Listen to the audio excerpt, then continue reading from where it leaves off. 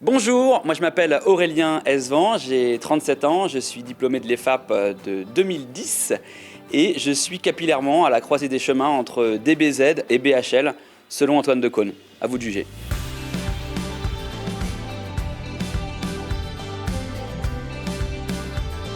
Moi j'ai choisi l'EFAP parce qu'en fait c'est une famille et les amis que j'avais à l'époque sont encore là aujourd'hui, ce sont des amis de toujours et ce sera à vie je pense.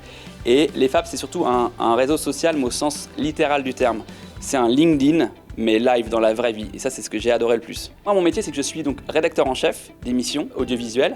J'étais rédacteur en chef de Pop Up Pop qui était l'émission de pop culture de France Inter qu'on a créée de toutes pièces avec Antoine Decaune il y a maintenant un peu plus de 5 ans.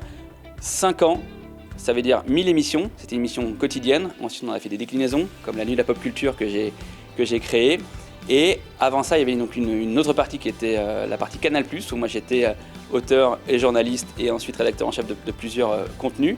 Et donc en fait, ça fait 12 ans, j'ai fait pendant 12 ans des émissions quotidiennes. Des exemples de missions, il y en a eu beaucoup. En 12 ans d'émissions quotidiennes, ça représente beaucoup d'émissions et beaucoup de missions. Une des missions les plus intéressantes et les plus fantastiques, c'était la boîte à questions dont je m'occupais quand elle était dans le Grand Journal. Moi, j'écrivais 80 questions par jour et par invité, ce qui m'a permis de rencontrer et d'interviewer des gens comme Beyoncé, Lady Gaga, etc.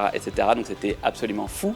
Et l'expérience professionnelle la plus marquante, c'est je pense sans doute la dernière, parce qu'on m'a proposé d'être rédacteur en chef des contenus audiovisuels pour la campagne d'Emmanuel Macron. Une expérience qui était palpitante, stressante, géniale, exaltante. Et comme j'ai pu le confier au principal intéressé, c'était le plus gros challenge de ma vie, je pense. Le conseil que je pourrais donner aux étudiants de l'EFAP, c'est que si vous êtes ici, c'est que vous êtes créatif. Et votre créativité, c'est votre force. Donc transformez-la, utilisez-la et vous pouvez tout casser.